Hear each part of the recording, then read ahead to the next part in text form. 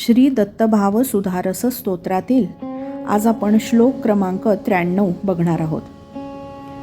वरील श्लोकाचा सरळ अर्थ असा आहे की आपल्या भक्ताला श्री दत्त महाराजांनी शुष्क काष्ठ म्हणजेच वाळलेली झाडाची फांदी देऊन त्याला नियमित पाणी घालण्यास सांगितले.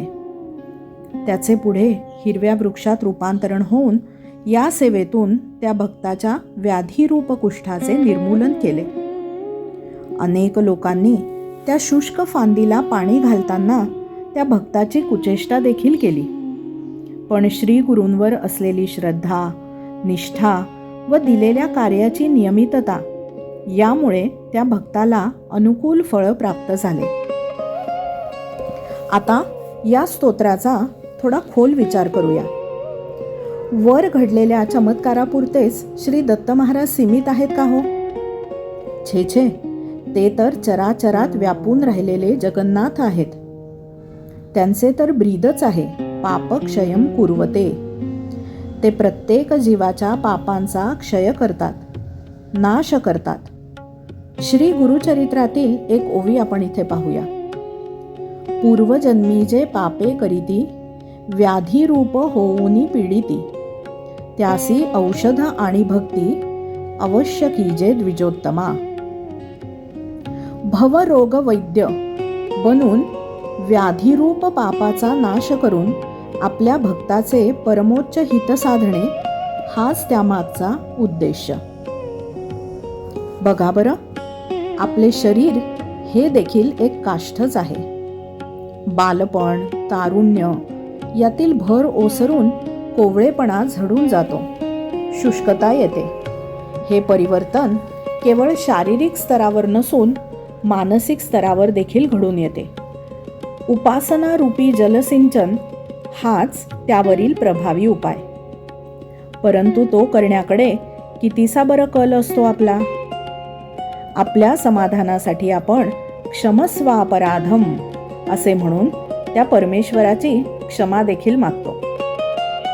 पण श्री दत्त महाराजांनी वरील श्लोकातून आपल्या भक्ताच्या उदाहरणातून त्यावरील नेमका इलाज आपल्याला सुचवला आहे.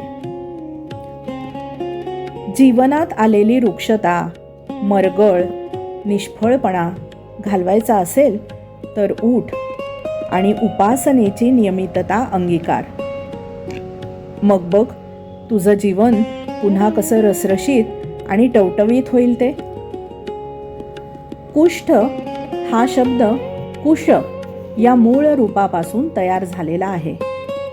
कुश याचा अर्थ आहे नष्ट करणे, ओढून काढणे. मग श्री दत्त महाराजांनी आपल्या भक्ताचे काय बरं नष्ट केले, काय ओढून बाहेर काढले? तर त्याच्या ठिकाणी असलेली रुक्षता, निष्फळपणा, अनुत्पादितता, अविद्या आदी नकारात्मक भाव. ज्याप्रमाणे शुष्क काष्ठामध्ये सुप्त अवस्थेत चैतन्य विद्यमान आहे, त्याला पाणी, जल किंवा जीवनाचं नियमित सिंचन होताच ते बहरून आले. त्याचप्रमाणे श्री दत्त महाराजांनी आपल्या भक्ताच्या ठिकाणी असलेली शुष्कता, निष्फळपणा इत्यादी नकारात्मक भावांना उपटून काढले, नष्ट केले. हेच त्याच्या कुष्ठ या व्याधीचे निराकरण होय. चैतन्याचे स्फुल्लिंग आपल्या सर्वांच्या ठायी विद्यमान आहे. गरज आहे ती उपासनारूपी जलसिंचनाच्या नियमिततेची. मग बघा, श्री दत्त महाराज आपल्यातील अविद्यारूपी कुष्ठाला समूळ उपटून आपले जीवन पुन्हा फुलवून आणतील. वरील श्लोकाच्या उदाहरणातून सप्रमाण श्री दत्त महाराजांनी हेच दाखवून दिले आहे. या बोधप्रद श्लोकातून मिळालेला संदेश घेऊन आपण सर्वच जण पुन्हा नव्या जोमाने उपासनेकडे प्रवृत्त होऊया. परमेश्वर कृपेचे हे विचार श्री दत्त महाराज अधिकाधिक भक्तांपर्यंत निश्चितच पोहोचवतील. चैतन्याचा आपला हा प्रवास असाच अविरतपणे पुढे सुरू राहील.